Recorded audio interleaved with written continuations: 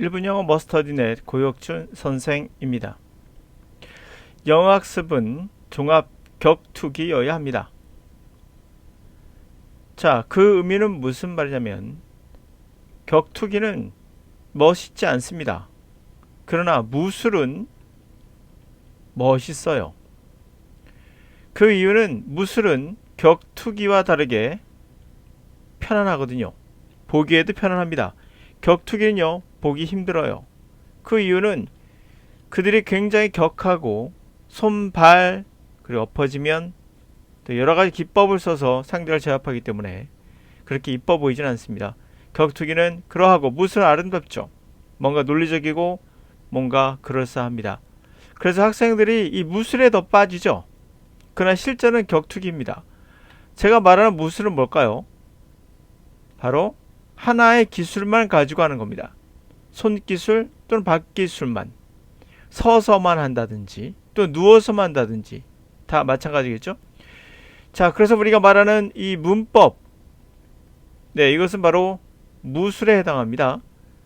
그래서 문법적으로 해석하는 학생들은 어떤 경우도 빠르게 대처할 수 없어요. 격투기는 빠르죠.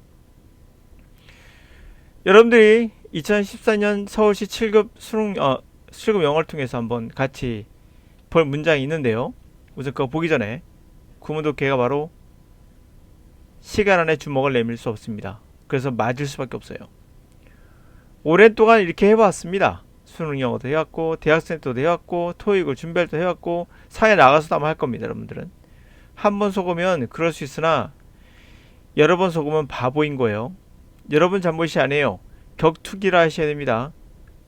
자, 지금 보이는 문장 보이십니까? 자, 이거를 여러분들 생각하는 무술처럼 멋있게 상대방을 제압하고 싶죠? 손가락 하나로 상대방을 제압하고 싶은 이 욕구는 누구에게나 있습니다. 그래서 이 문법이라는 것은 그런 느낌을 주거든요. 법이니까. 그쵸? 무슨 당랑권, 무슨 권 이런 말 많이 붙이죠. 권이란 말, 무슨 무술권 마찬가지입니다. 뭔가 있어 보이지만 실제로는 전혀 실전에 적용되지 않습니다. 지금 보이는 문장 여러분들 1분 안에 해석해야 되며 시간에 1분 안에 해석해서 답을 맞춰야 됩니다. 그런데 여기서 무슨 쓸데없는 짓거리를 한다는 거죠. 쓸데없는 짓거리가 뭘까요?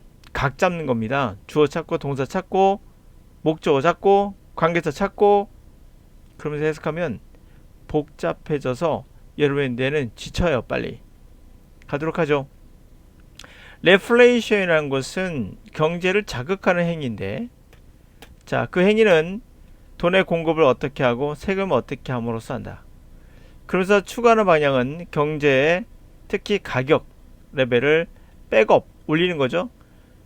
장기 추세로 다시 백업 시키는 것이다.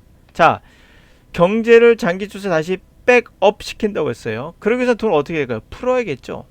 세금은 어떻게 될까요? 자, 그것은 딥 경제 사이클에서 한번 툭 쳐진 거예요. 한번 쳐진 그 후에 나오는 그러한 기법인 거예요. 자, 경제가 사이클에서 한번 툭 쳐진 후에 나오는 겁니다. follow. 그 후에 나오는 그런 정책이에요. 그러면 돈은 아무래도 증가시켜야겠죠. 경제를 활성화시켜야 되니까 세금은 어떻게 떨어졌는데 세금을 더 냈겠습니까? 올릴 수는 없는 거죠. 그렇죠? 상식적으로 딥했기 때문에 그 후에 나오는 조치는 당연히 올릴 수밖에 없겠어.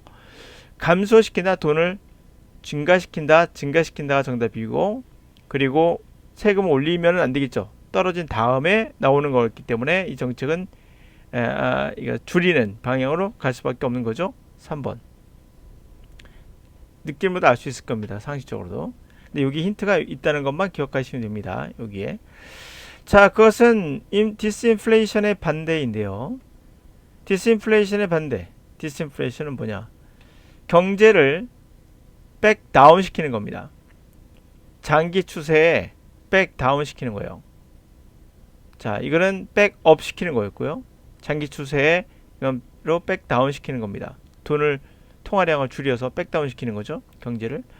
리플레이션은 뭐라 생각되냐면 인플레이션의 형태로 생각될 수 있어요.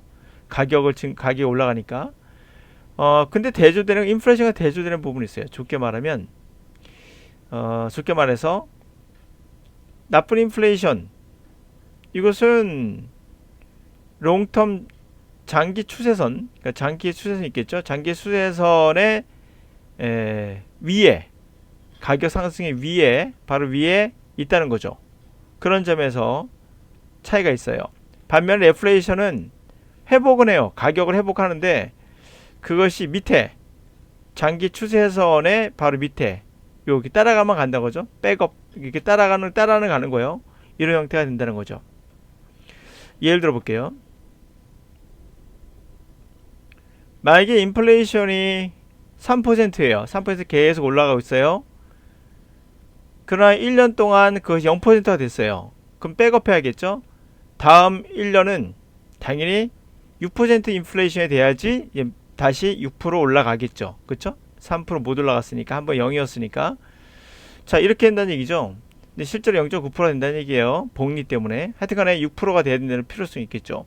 그래서 캐치 백업, 다시 따라잡아서 백업 하겠죠. 어디 장기 추세선에 백업 할 겁니다. 자, 이러한 뭐뭇은 레플레이션이라고 생각되어지겠죠. 왜냐하면 그것은 트렌드에 복귀를 했기 때문인데, 롱텀 트렌드, 장기 추세선을 초과하진 않았으니까, 이러면 인플레이션이 되는 거죠. 초과하진 않았으니까요. 이러한 구별은 뭐에 입각한다? 경제 이론에 입각한 거고, 성장 이론에 입각한 거고, 그 이론은 장기 성장은 경제와 그리고 가격 선에서의 그런 장기 추세, 장기 성장에 관련된 그런 거고요. 폭넓게 경제를 받아들이고 있다, 뭐 이런 얘기입니다. 그럼 C번에 들어갈 내용은 뭐겠는가? C번은 그렇죠. 이러한 6% 오른 거죠. 6% 오른 거는 레플레이션이라고 생각되어진다라는 거예요. 보통 인플레이션 3%였죠. 3%보다는 낮았다. 아니죠. 6%였습니다. 분명. 정상적인 디플레이션 안 나왔고요. 정상적인 디스인플레이션보다 높았다. 높으면 안 되겠죠. 정상적인 디플레이션 안 나왔고요. 이야기. 자, 정상적인 인플레이션, 그러니까 3%였죠. 이렇게 정상적인 인플레이션.